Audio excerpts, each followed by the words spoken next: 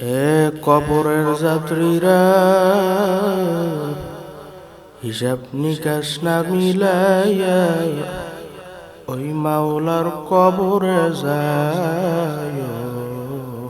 ও না। এ দুনিয়াদার পাগল আমার বাবারা, এ কবরের যাত্রীরা, ও পর্দালের মা বোনেরা, বাজানরা, একটু মৃত্যুর কথা স্মরণ করো, কবরের কথা চিন্তা করো। হঠাৎ একদিন বাড়ির পাশে ভাঙ্গা মসজিদে এলান হইয়া যাবে, বাড়িওয়ালার নাই রে বাড়ি, নাই রে দুনিয়াতে। কেউ দৌড়ইবে খন্তা কোদাল নিয়া কবর করার জন্য, কেউ দৌড়াইবে বাজারে বাঁশ কাটার জন্য, কেউ দৌড়াইবে বড়ই পাতা দিয়া গরম পানি করার জন্য, কেউ দৌড়াইবে দোকানে কাপড়ের কাপড় কেনার জন্য, কেউ দৌড়াইবে ইমাম সাহেব তার হবে জানাজা নামাজ পড়াবার জন্য। তাকবীর দিয়া বলবে যাও যাও যাও, আর কোনদিন আসবা না। এ কবরের যাত্রীরা,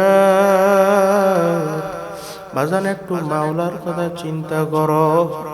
কবরের কথা চিন্তা করো, মৃত্যুর কথা স্মরণ করো রে বাবা। বাজান দুনিয়া শান্তির জায়গা না। এই দুনিয়ার ভিতরে কত রাজা বাদশা ছিল, বাজান থাকতে পারে না আর পারবে ও না। এ কবরের যাত্রীরা, তামাম বিশ্বের ভিতরে 4 জন লোক রাজত্ব করছে, তার ভিতরে একজন বাদশা সেকান্দার বাদশা। তিনি ইন্তেকালে ওসিয়ত করলো, আমার সাথীরা, মৃত্যুর পরে আমাকে গোসল করাইয়া আহারে খাটের উপরে উঠাইয়া হাত দিয়ে একটু বাহিরে রাখিয়া ঝুলাইয়া তারপর আমাকে দাফন করিও। যখন তিনি মৃত্যুবরণ করলেন, লোকেরা তাকে গোসল করাইয়া কাফন পরাইয়া আরে হাত দুইটা বাহির রাখিয়া ঝুলাইয়া শহরটা ঘুরাইয়া তারপর দাফন করবে। বাজান যখন শহর ঘুরায়, বিভিন্ন লোকেরা বলছে, দেখছো বাদশা জীবন আমাদের থেকে খাজনা এবং ট্যাক্স নিল, এখন কেমন জানি হাত পাইতে রইছে, মনে হয় খাজনা এবং ট্যাক্স চাই। বিজ্ঞান আমরা ডাক দিয়ে হলো, বোকার দলেরা, তোমরা তো বোঝো না, বোঝো না। বাদশা সেকান্দার ইন্তেকালে ওসিয়ত করছিল, ও আমার সাথীরা, কিয়ামতের ময়দানে একেবারে আমি দুইটা খালি হাত নিয়ে উঠব। এই দুনিয়ার ভিতরে এত আমার মতো বাদশার কেউ হইতে পারবি না। কিন্তু যখন আমি কবরে রওনা করলাম, একেবারে দুইটা খালি হাত নিয়ে রওনা করলাম, আর কিছুই নিতে পারলাম না। এ দুনিয়াদার পাগল, এ টাকাওয়ালা, হে বাড়িওয়ালা, এ জমির মালিক, এ কোটি কোটি টাকার মালিক, ক্ষমতার মালিক, বাজান ক্ষমতার গরমে টেকা যায় না। বাজান তুমি ভালো কইয়া যাই না রাখো, যে গরিব যদি অন্ধকার কবর যায়, তারও কাপড় কিন্তু 3টা। বাজান তুমি বড়লোক, তুমি কোটি কোটি টাকার মালিক, তোমার কাপড়ও কিন্তু 3টা। বেশি কাপড় দিবে যদি আমার মাওলার ভালোবাসা, আমার মাওলার মোহাব্বত যদি অন্তরের ভিতরে পয়দা করতে পারো, আমার মাওলা জানে আদায় মান আতানি আমসে আতাই তু হাররমা। যেই বান্দা বান্দা আমার দিকে একটু একটু করে আগায়, আমার মাওলার রহমত দর দিয়া যায়, ওই বান্দা বান্দিকে টাইনা আমার কুদরতি খুলে জাগা না দিয়া পারে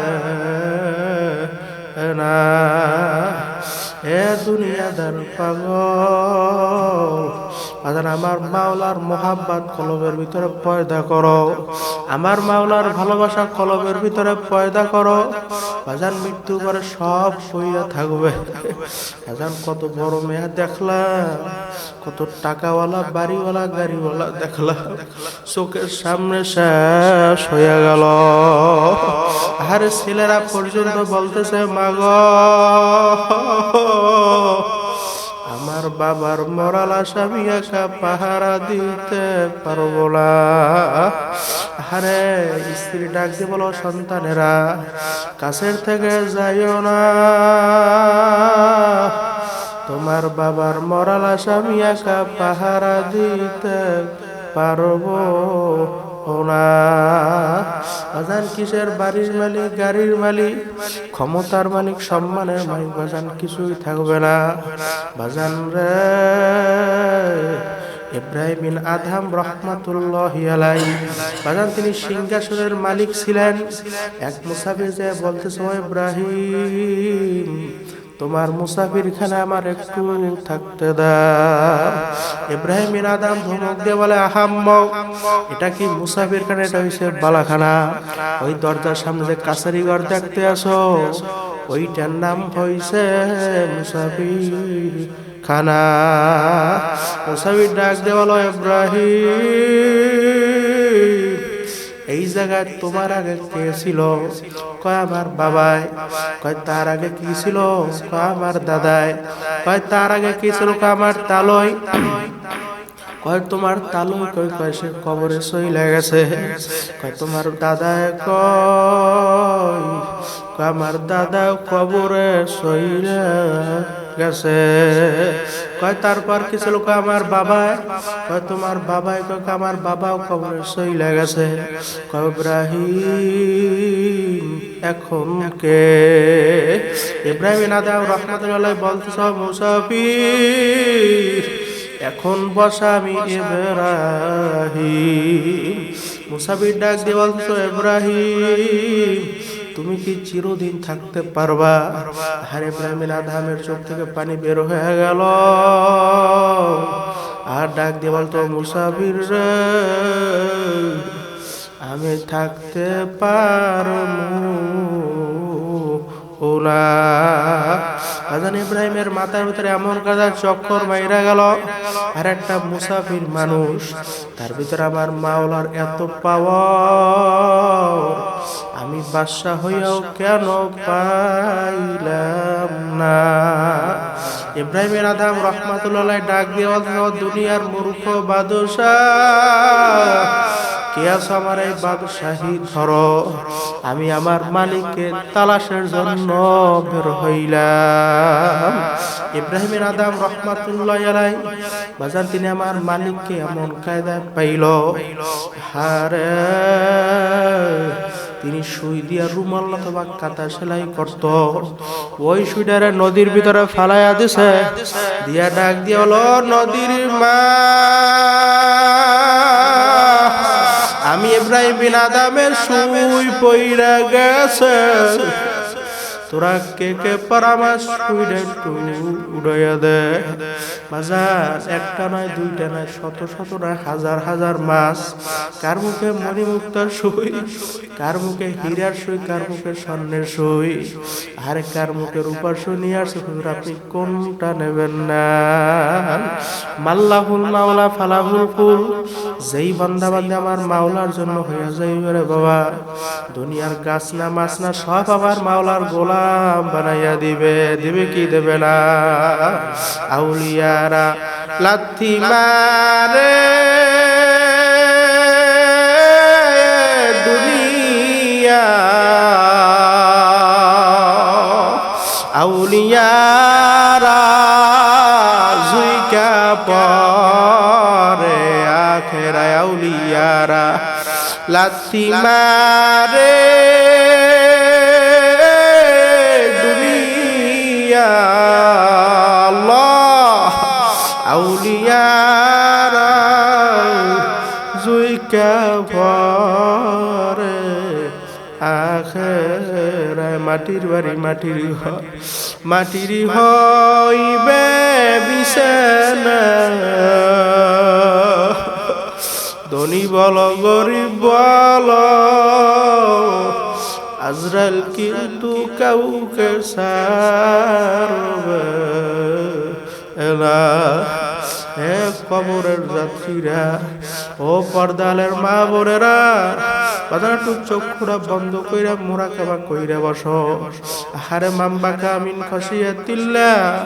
হারামাল্লাহু আতিলকাল আইন আলান নার। যেই চক্ষু আমার মাওলার ভয়, জাহান্নামের ভয়, কবরের ভয়, মিজানের ভয়, পুলসিরাতের ভয় কাঁদবা, আমার মাওলা ঘোষণা কইরা দিছে ওই চক্ষু আমি জাহান্নামের আগুনে জ্বালাবো না। একটু চক্ষুরা বন্ধ করে মুরাকাবা কইরা বসো, আর একটু মৃত্যুর কথা স্মরণ করো। বাজান রে, সাহাবায়ে কেরামদের ইতিহাস পড়লে দেখবেন ওমরে ফারুক রাদিয়াল্লাহু তাআলা আনহু আমার মাওলার ভয়, জাহান্নামের ভয়, কবরের ভয়, মিজানের ভয়, পুলসিরাতের ভয়